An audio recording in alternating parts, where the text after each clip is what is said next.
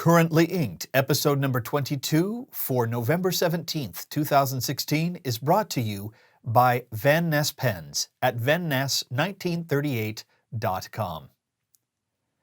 Hello everybody, welcome to another Currently Inked. Pretty quickly on the heels of the last Currently Inked, as I mentioned in that video, I was a few days late getting that one together, so I put another one together really quickly after this, and we're just going to dive back in, answer a bunch of questions. Not a lot of exciting news yet in the pen world. I expect we're going to start seeing a bunch of cool specials for the upcoming holiday season, but at the moment, not a lot going on. That will be coming pretty soon, I suspect. So nothing in the pen world for me for new acquisitions since the last video, but it's only been a few days since I recorded it, so that's not terribly surprising. So we're going to go ahead and dive into questions. This first one comes from Sam in Japan, who says, I fully understand that there is variation and you cannot guarantee anything. Having said that, we all know that you like medium nibs, but in your experience, who makes the best factory out-of-the-box fine, medium, broad, stub, and flex nibs? Y'all are good at finding impossible questions to answer, and this is one of them. I don't know that there is one manufacturer that I would say makes the best out-of-the-box experience for any one of those particular things. It really depends on what you like from your nib. Some of the manufacturers that I think do a really good job, Sailor's nibs are generally pretty good, although they are a bit toothier than I like. I am becoming a big fan of most of Pilot's nibs, especially nibs on the higher end pens. I'm going to actually talk about that in one of the Currently Inked pens in just a little bit. Aurora's nibs are also but toothier than I prefer, generally speaking. I have been pretty impressed with most of Delta's nibs. They do pretty good nibs, and those are, I believe, Bock nibs. So yeah, across the board, I wouldn't say that there's any one manufacturer where I can point to and say they make the best fine nibs, and another that says they make the best stub nibs. In my mind, the best stub nibs are always going to be tipped stub nibs, so you want to be looking for any stub nib that has tipping material. I don't like untipped stub nibs, never have. Flex is one where I can kind of give you a little bit of thought on that. If you're talking about modern manufacturers, really I think there's only one flexible nib that I think is worthy of the name flexible nib being made today. Well, there's two. One I like, one I'm a little ambivalent about. The one I'm a little ambivalent about is the nib on the Falcon nib from Pilot. It's a pretty good nib. It's not great. It has its issues, but the one on my Custom Heritage 912 has been broken in now, and it works really, really well. It didn't for the first several times I used it, so that's something that I wish didn't have to be done for their nibs and feeds. The one flex nib, and it's still not quite like a vintage flex nib, that I consider to be the best one made right now is the one that is being made by Wall Eversharp for the Deco Band, the Superflex nib. They've put a lot of thought into it. They've come up with a new gold alloy to give it more springiness. They've laser engraved or laser etched the surface to thin out the metal a little bit. They've lengthened the tines a bit. That is more, I would consider that almost a semi-flex nib. I'm not sure I would consider it a full flex nib, but I like it. It works really well. I haven't really had any problems with it. So of the modern made flexible nibs, I think that's probably one of my favorites. Before you get into the, I'm going to send it to a Nibmeister and have them grind away the nib to make it flexible. So hopefully that helps a little bit, probably not as much as you were hoping it would. Our next question comes from Ted in Maine, who says, how many pens from your core collection would you trade in exchange for plane tickets and front row center seats to see Hamilton on Broadway? The answer is probably not very many. I would love to see Hamilton, and I'd love to go to New York, but I could just buy a ticket and go see it myself. It's not very exciting, I know.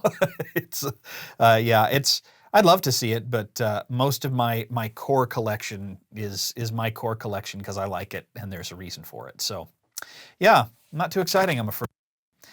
That was a pretty short answer. Let's grab one more question. Taylor from Austin, Texas, a city I've always wanted to go to but never have had the chance. Maybe someday I will get down there for South by Southwest. Taylor says, I've got a few fancy events coming up in the year that will involve suits. Do you have a suggestion for picking a pen for formal wear? Any guidelines regarding matching elements of the pen or where to carry the pen? I don't know that I have any guidelines. I'll tell you what I would do. It's got to be a pen with a clip, in my opinion. It's a classy pen. It can be a little ostentatious, but it's got to be classy. I would probably not take pens like not a Kaweco. I mean, that just doesn't seem like the right pen for a suit. Something with a little bit of classiness to it. I would say the only thing you would, if you decide to put it in the inner pocket, which is often where I keep my pens when I wear a suit, which is admittedly almost never, then it doesn't really matter what pen you pick. I would say if you want it to be visible, part of the pen to be visible, you're going to put it in the outside pocket of your suit. Pick a pen that matches your tie, and pick a pen where the hardware is the same color as any other hardware. So if you've got silver cufflinks, don't pick a pen with gold hardware. I mean, that's my personal thing. I don't like mixing silver and gold or nickel and whatever. So try to keep the color scheme basically the same, and either go like matching the tie or really contrasting to the tie. Or if you want to be a little more understated, like if you either match the suit in tone. So if it's a gray suit, go with a grayish pen or a black pen. If it's a tan suit, go with a brownish pen, and then match whatever the color. If you've got cufflinks or a belt buckle or that sort of thing, try to match that.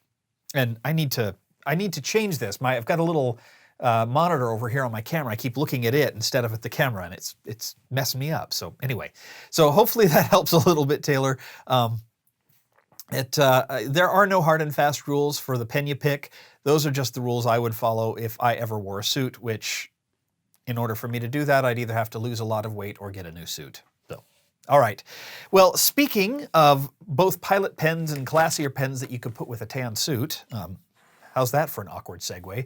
The first currently inked for this episode is this little baby. So I talked about this a little bit a while back. This is the Pilot Custom Heritage 823 in the Amber Smoke acrylic. It is kind of the flagship pen for Pilot before you get into the really fancy Namiki Maki pens. About $288 is the retail price here in the US. I have been wanting to get this pen for a long time, but I never could seem to pull the trigger. Part of that was I'm not crazy about demonstrators, and I'm not crazy about vacuum fillers. So this pen had a couple strikes against it. It's also kind of understated, and I do like my fancy pens and my flashy pens, but I just kept hearing, oh, it's such a good pen. It's a great daily writer. I love this pen. I use it all the time. It's almost always inked with something. And so I finally broke down and got it. And I have to tell y'all, and I'm going to do a full review of it probably early in 2017. This pen is something really special.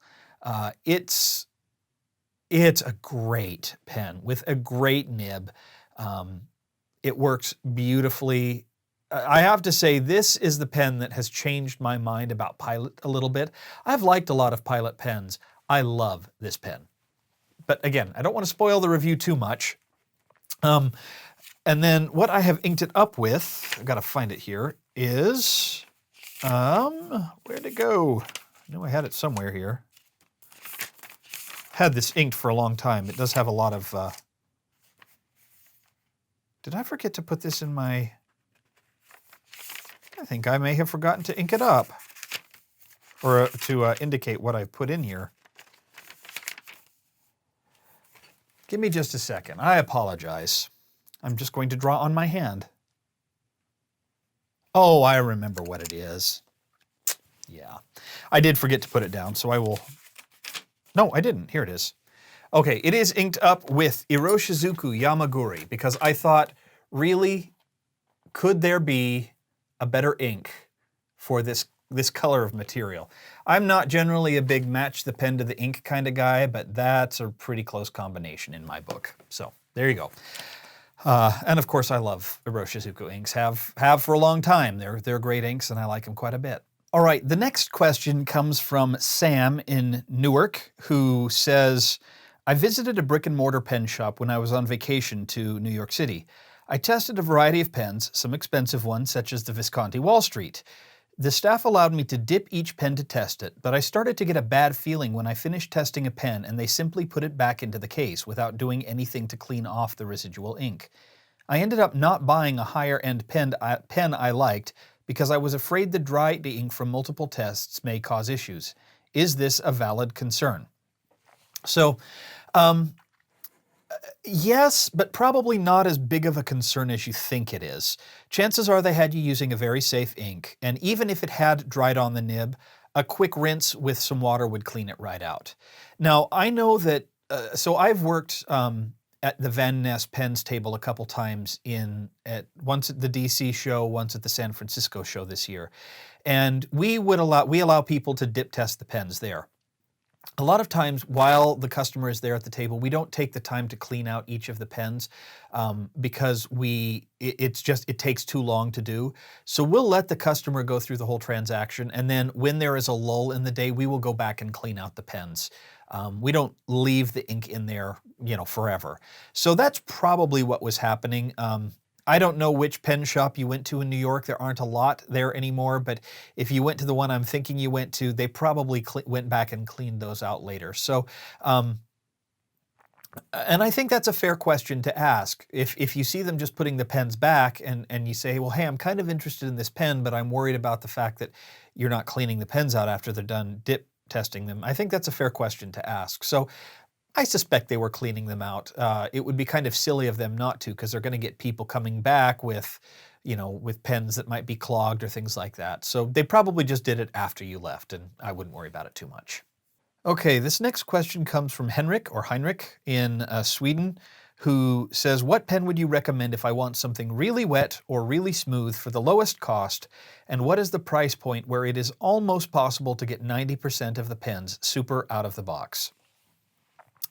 So at a low price point, I don't think you're going to get something that's really wet or really smooth as a baseline. And I think the reason for that is most pens, especially in the lower range, are adjusted specifically for the middle of the road. They don't want it to be too wet. They don't want it to be too dry. They don't want it to be too feedback heavy. They don't want it to be too smooth that it causes baby bottoms. It is better to hit the middle of the market and get the range on both sides than to get the outliers at either side of the market. Something I wish our current political system would understand, but I don't want to go down that road. Go down the middle. It's always a beneficial place. In any case, the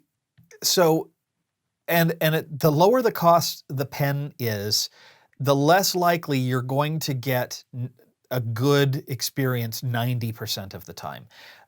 Usually one of the first things that goes in terms of when they're cutting costs is quality control and QA, quality assurance. So I'd say for smooth and wet at a reasonable price, my main choice would probably be the Faber-Castell series of pens. I've tried several of them. Every one I've tried has had a very smooth nib and a little on the wet, not super wet, but a little on the wet side. And they've been consistent. And that's the one part that I think your question kind of throws a wrench into, because I can tell you pens that I've gotten that have been smooth or wet, but maybe not consistent in what I get from them. So my Jinhao X450s have been smooth and very wet. Some of them very wet. I like Pilot pens, and their nibs are always good, but I don't find them to be too wet on that side. I've gotten Delta nibs. Most of the Delta steel nibs I've tried have been also very smooth and very wet, but a little bit inconsistent. So you're asking for a lot. If I had to pick one brand though, I'd say Faber-Castell would probably be my first choice. All right, I think now is a good time to take a quick break to talk about the sponsor for this week's episode, Van Ness Pens, at vanness1938.com. Van Ness Pens has been in business since 1938. They are now on the third generation of Van Nesses running the store. They're based in Little Rock, Arkansas, and they've been around for a long time. There is a lot of knowledge packed into that store and the people who run it. So run by Mike and Lisa Van Ness, who have become kind of fixtures at a lot of pen shows around the country. They've got a huge selection of inks. That's kind of one of the things they're known for. But they also have a really wide selection of pens. And the thing I like about what Van Ness does is they don't carry pens that they don't feel hold up to the quality standards. So they've dropped brands before if they feel like the pen is just giving them too many problems or they're not getting the support they need from the manufacturers or distributors. So they really are, they test every ink that comes in and they're really cognizant about making sure that they believe in the products that they sell. They have been focusing pretty heavily lately on the Aurora Optima, which I've talked about in previous videos, a pen of mine that I really like. This month, they're putting a little bit of focus on the Montegrappa Mosaico. So this is a pen that I've not tried. It's one of the Fortuna lines, and I've reviewed a couple of Fortunas before. I did the white one with the ruthenium trim, and I did the Copper Mule, which is a Fortuna. The Mosaico is another one of the Fortuna line. Beautiful pens made of a multifaceted resin. There's a turquoise one, which is really popular online. There is a darker blue one and then a black and white one. Really pretty pen, nice form factor, very comfortable in the hand, and interesting nibs. So Van Ness Pens does have the Mosaico in stock right now, and they are excited to offer that at vanness1938.com. So head over there. Check out the pens. You can check out, they carry the Pen Habit Currently Inked blank and lined notebooks in both travelers and pocket sizes as well. So if you do an order, you can also, throw one of those in your cart and save yourself the shipping. They have free shipping in the US for orders over $40, and one of the widest selections of inks you're ever going to see, including, I just saw on Twitter today's Monday, that they have just restocked on the Kobe inks from Japan. So, and there's some really, really nice inks in that line. I've got 4 of them, I think. So, vanness1938.com, thanks to them for supporting the pen habit. Okay, let's grab another question. So this next question is from Hannah. And she is in Lancashire in England. She says, I'm trying to see past/through your head, get out of the way, in tonight's Currently Inked number 19. This question is from a couple episodes ago. Did I spy a bottle of Lamy Violet ink by any chance? You did. In fact, you spied 2 bottles. This was a color I liked so much, I was intrigued by, and I liked the copper orange, so I've got 2 of copper orange and 2 of dark lilac, which is their, what they call this purple color.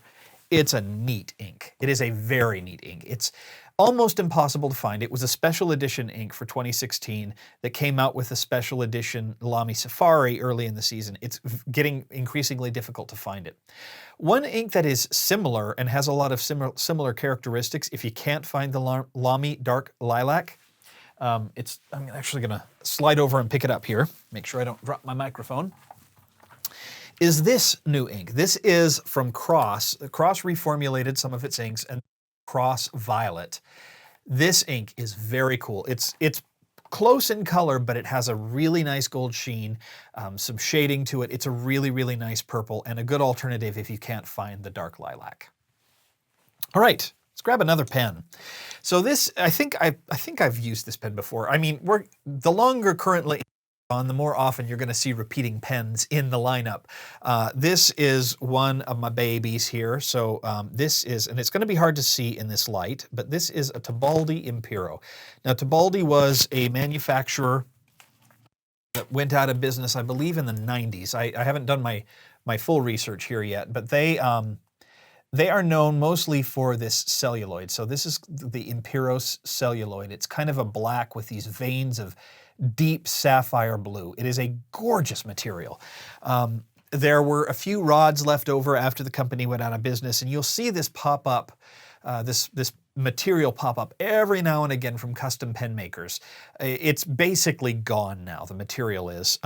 When I was at the DC show, there were several people there who had pens, custom pens made from Tebaldi, the Tebaldi Impero celluloid. And they did a family photo. What they didn't realize is they forgot to get me so I could have the actual Tebaldi Impero. I picked this up in the LA show in 2016 from Sarge, the one-man pen show. I got it new inbox, new old stock inbox, so I have the original packaging. It was a pricey pen, very pricey actually, and it's because it was a very limited edition. This is number 40 of I don't know how many total were made, but it's a really neat pen. Piston filler, 12-sided, gorgeous material. It looks a lot like the Omas Paragon in shape. So neat pen. I like it a lot. And I've got that one inked up with probably my favorite blue of the moment. This is Sailor Bungbox Sapphire. Just a beautiful blue ink.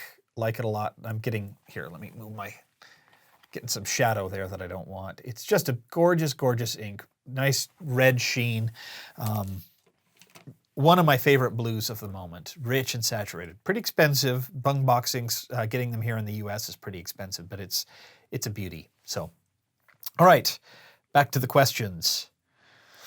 This next question comes from Dean in Australia, who says, I note that in many pen reviews, the reviewer often includes reverse writing in the writing sample, including me. I do that as well. What is the purpose of reverse writing? What does it demonstrate? Obviously, the pen was not designed to be written that way, so I'm not sure the purpose of reverse writing. I get this question a lot, and it's interesting because I don't ever do reverse writing in real life. The only time I ever do it is when and usually the first time I do it with any pen is when I'm recording the review. My understanding is that most of the time, you know, if this is these are the two tips of the tines, a lot of times the opening is almost triangular like this instead of open like this. And if it's triangular like this, chances are that what you're doing is getting a wetter ink flow on the bottom and a much drier ink flow on the top of the nib. Likewise, they haven't ground a foot onto the top of the nib, and so there's a smaller writing surface, a smaller part of that blob of iridium or whatever the material is actually touching the paper when you write upside down. Obviously, with the curvature of the nibs and the way the nibs are built, they're meant to be written on the underside at a specific angle. If you don't write with pressure, you flip the pen over, a lot of times you can get a much drier and finer line on the other side of the nib.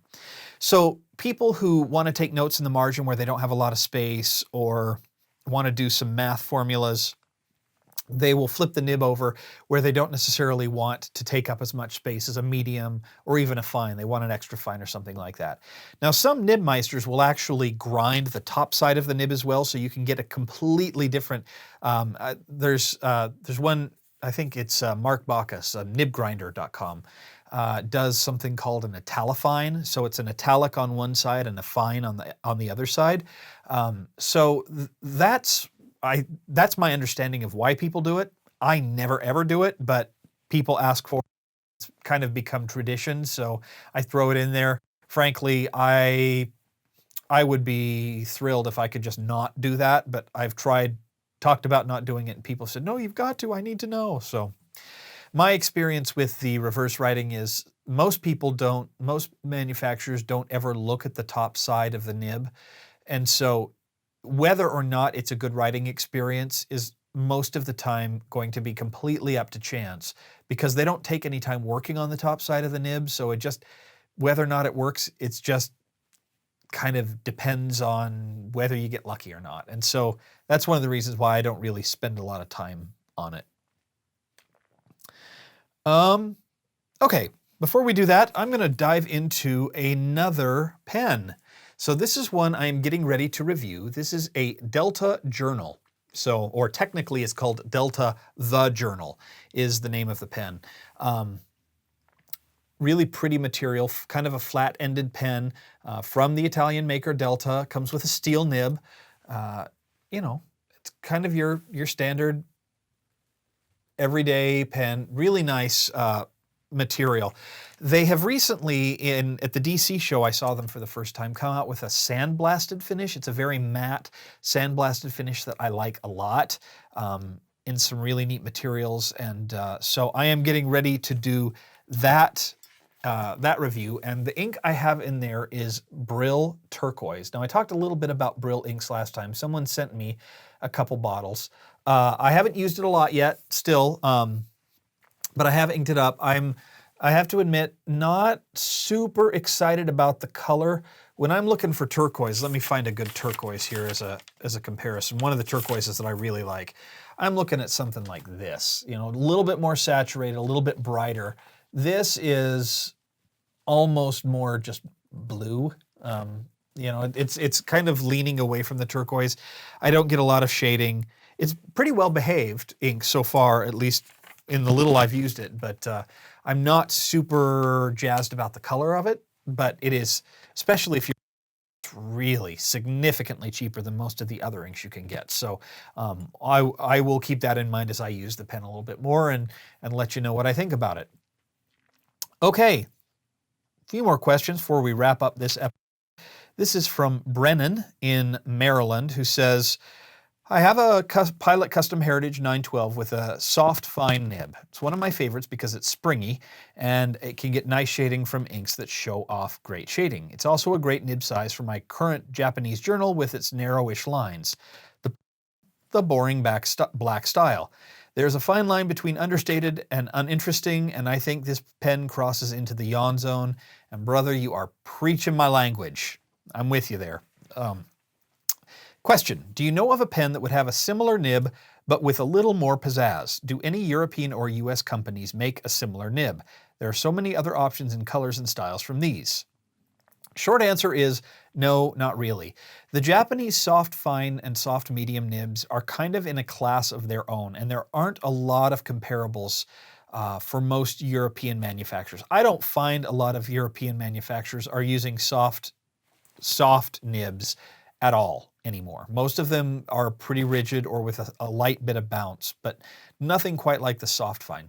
Now, I don't know what your price range is that you're looking for, but if you want a similar experience, but with a flashier pen, and you're gonna probably roll your eyes at me, take a look at Nakaya or Nakaya.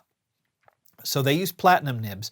Platinum has a soft fine and a soft medium. I love the soft medium. I have a soft fine. I really, really like it a lot too. It's a little fine for my tastes, but it's got a nice line variation and bounciness to it. Plus, it goes on a Nakaya. You can also get the soft fine and soft medium nibs on the Platinum 3776. And if you go with one of the more interesting finishes like the Chartreuse Blue or the Bourgogne burgundy color, that might give you a little bit more oomph for your dollar there, and something a little more interesting than just a plain black cigar-shaped pen. Or in the case of the 912, a plain black flat-ended pen. So there you go. All right, this question comes from Bieber Ninja, who is a regular YouTube commenter from Nashua in New Hampshire, who says, I've always enjoyed your introductions, and this season's introductions are the best so far, but my favorite part is the measurement and comparison segment. Do you compose your own music, and where do you get the sound effects from? Also, what ideas have you thought of in the past to have in your pen reviews, but decided not to include? So I do compose my own music, and they, both the introduction and that interstitial music, a lot of people don't like that interstitial music. Frankly, I'm not crazy about it either. It was a kind of a rush job toward the end of my hiatus. I like the piano part, but I'm still kind of playing around with other ideas. So the intro music is about 30 seconds long. The interstitial music is about a minute long.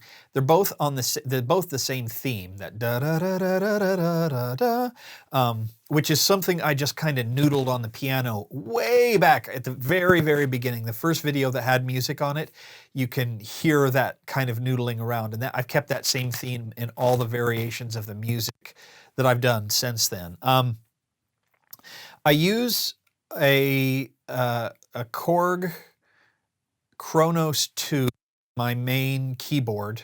It's a synthesizer sampler keyboard, and I mainly use it as the controller to get the, to play the notes so the computer can read it. I use software called Native Instruments Contact to generate the music, the instrument sounds. So everything I do is mostly based on acoustic instruments, so strings and piano and bass and that sort of thing. I was playing around. The Korg comes with a bunch of additional synths and samplers. I was playing around with that kind of sound effect that goes in the music underneath. So that's kind of, I play around with it because it's fun. I've talked about this a lot. I have my degree in musical theater. I've been playing the piano since I was 4 years old. I used to teach voice at the university level. So for me, I don't get a lot of chance to do music anymore, and any chance I can to write or compose music. I used to do a lot of songwriting and orchestrations and things like that, and I enjoy it. I'm not as good at it as I would like to be. If I were independently wealthy, that's what I would spend my time doing, is writing orchestrations. I do have a song, a mashup that orchestrated that is sitting on my hard drive. I need to record the vocals for it, and then I'll record a video to go along with. That may be coming out sometime if I ever get any time in my life to do anything besides work, make pin videos, and record audiobooks. Okay, well, I think that will do it for this episode of Currently Inked. Thank you again to Van Ness Pens at Van Ness 1938 for supporting this episode of The Pen Habit. And don't forget to go over to check out the Montegrappa Mosaico on their website. And if you have questions that you want included in Currently Inked, go check down in the show notes. Excuse me, no. Check down in the YouTube description below, or head over to penhabit.com. Down toward the bottom of the page on the left-hand side will be a resources links area, and in that resources links will be a link to submit questions for Currently Inked. And I've said this before, I'll say it again. If you send me a question for Currently Inked via email or leave it in the comments, it probably won't ever make it in.